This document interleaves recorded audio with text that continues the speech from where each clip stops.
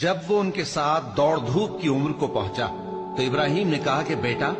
میں خواب میں دیکھتا ہوں کہ گویا تم کو ذبح کر رہا ہوں، تو تم سوچ لو کہ تمہارا کیا ارادہ ہے۔ انہوں نے کہا کہ ابا جان، جو آپ کو حکم ہوا ہے وہی کیجئے، اللہ نے چاہا تو آپ مجھے صابروں میں پائیے گا۔ اس طرح جب دونوں نے حکم مان لیا اور باپ نے بیٹے کو ماتھے کے بل لٹا دیا تو ہم نے ان کو پکارا کہ اے ابراہیم، تم نے خواب کو سچا کر دکھایا، ہم نیکوکاروں کو ایسا ہی بدلہ دیا کرتے ہیں۔ بلا شبہ یہ کھلی آزمائش تھی، اور ہم نے قربانی کے ایک بڑے جانور سے ان کا یعنی اسماعیل کا فدیہ دیا،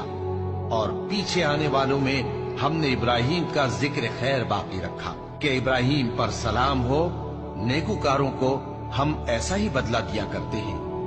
بے شک وہ ہمارے مومن بندوں میں سے تھے، اور ہم نے ان کو اسحاق کی بشارت بھی دی کہ وہ نبی اور نیکوکاروں میں سے ہوں گے،